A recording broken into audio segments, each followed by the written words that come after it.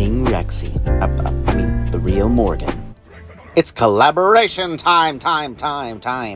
Featuring King Rexy. Oh yes, he's back. He's green. He does challenges. Can you beat Kingdom Rush Vengeance with just Zeppelins? We're collaborating to find out. And yeah, you've heard us both say it. The beginning levels are a joke! Unless you're using the beginning towers on impossible. Then they're actually quite challenging.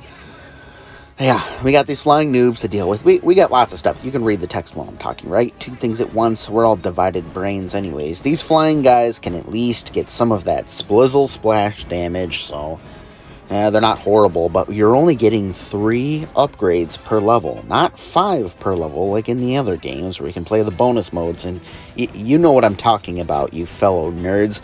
You only get 3 upgrades per level for the first, 10 levels, which freaking, it sucks. Okay, but we do get Azura, somewhere around here. Yeah, there she is. And she's really good. And you can just teleport her around. She stabs people with poison, so you can just use her to kill those robots, automatons. And then just shoot her ability, which is awesome. Her area poison damage, that's freaking sweet. Comes back pretty frequently. We're taking down this boss. He's melting, guys. He's not made of robot. He's made of ice, and we are melting him with our hellish fires. Oh, yeah. Now we're on to my most dreaded level ever. I freaking hate it. It's so long. You don't even start getting the flying enemies until, wave 13 or 12 or something like that, so you gotta play through a lot just to get to it over and over again. But at the beginning of the level, we do have the special blessing when you tap on that big horn in the middle. I'm ecstatic. Goodness, I've talked through my whole portion already. I haven't even told you anything valuable. Anyways, here's King Rexy, so over to you, bud. Good luck. Hello, guys. This is me, King Rexy, and I'll be doing the second half of the main campaign in Kingdom Rush Vengeance with War Zeppelin. And sadly, this level is on casual, but I tried my best, but I couldn't quite pull it off with anything else. And surprisingly, all ended up working out, but just barely. 9 hearts, kind of atrocious, but whatever. This one, I'm not quite sure. I think I did it on normal, and it's been going pretty well so far.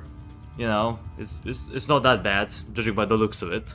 The main problem was surprisingly the Frost Giants. They were kind of problematic, even though they have reduced HP. They still have a lot of armor, and they're hard to stop. But thankfully, the War Zeppelin is just good enough. Also, yeah, you're gonna see a bit of notifications here and there, but whatever.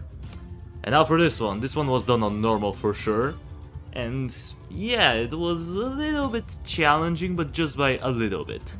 Now I tried it on veteran, but I couldn't quite pull it off. The spam of wyverns is just a little bit too much for the War Zeppelin to handle. And I'm using Jack because he worked the most efficiently. I tried it with Azura, but she wasn't quite able to keep up with the enemies, unfortunately. But so far, we've been doing pretty swimmingly. You know, even though we're playing on lower difficulty, but that's just the way it is. And now here he is, Joku, the mother of dragons. We'll take her down, don't worry. She's not that bad, even though the enemies that are coming in are a little bit problematic. It's not too bad. The main issue is the wyverns, but we're taking them down surprisingly, thanks to Jack being able to do group damage with his explosive every 4 seconds. That ends up coming in very handy. And yeah, we're gonna do it in 3, 2, 1. Destroyed. And now this is on impossible mode finally. For every level from this point on is gonna be on impossible mode, because surprisingly the third area was much easier than the second, which I don't know why, but it just was. I don't know. Whatever it was, I don't know. But anyway, 20 hearts and all. Now here sadly, it wasn't very good. We were down to 9 hearts already, and that's because this level has a lot of flying enemies, and that's pretty much the main weakness of the War Zeppelin.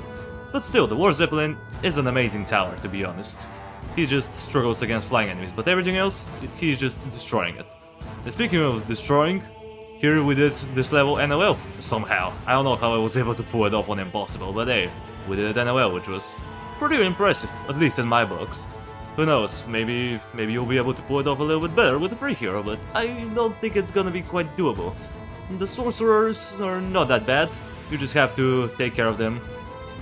The good thing is that the War Zeppelin has this little tower bomb that can slow down enemies by 60%, and that's pretty helpful, especially for them. I mean, I thought that it was gonna be useless because, you know, enemies in this game are already slow enough, but whatever, I guess it helps.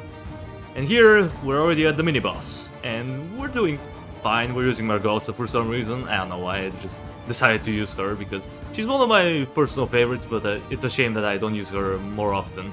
It's kind of like the situation with Prince Dinas in Origins, where I really like him, but I barely use him because I know that there are much better options. And that's kind of the same thing with Margosa. She has similar issues, just like him. But you know, she's actually a pretty good hero, unlike Prince Dinas over there. And now, here he is, Gerald the Lightseeker, the one-man army! But nah, he's not good, he's not gonna make it, he got melted by the War Zeppelin. What a disappointment! Moving on to the last level already. And the first part is always easy. I mean, it's been going pretty swimmingly. The main problem was, I don't know, I suppose the Griffins, but they weren't as bad as I thought. Because they have slow movement speed, they're not that bad. Or maybe they had medium, but I'm not quite sure. I'm not quite familiar with every enemy's mobility rank. But anyhow, we're doing well. So far we haven't lost any lives. But, oh, we actually lost one.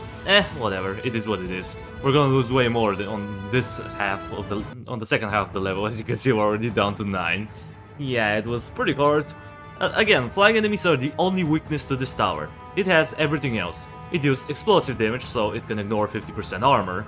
It shoots at a pretty fast attack rate in comparison to the other artilleries. It can boost the range of every tower nearby by 20%. And, you know, it has this little paratrooper which is kind of helpful, but for the most part I find him to be kind of garbage, but whatever. I guess he is kind of useful, but for the most part I find him to be rather meh. But anyhow, we're gonna beat the level. I mean, look at this. Wowzers. Well, that's my part, man. It was surprisingly easy in the third half. What an easy... beep level. Alright, thanks for watching, guys. Like and subscribe or something to me and King Rexy.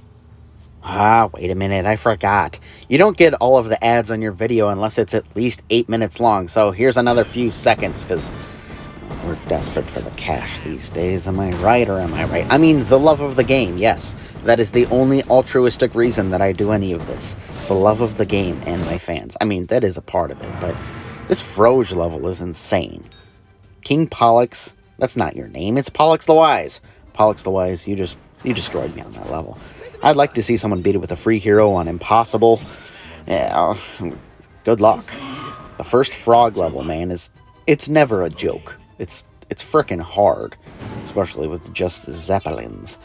And then here's the level that everyone forgets about. But anyways, guys, thanks for watching. I'm really just buying time here, so kudos to you, I suppose.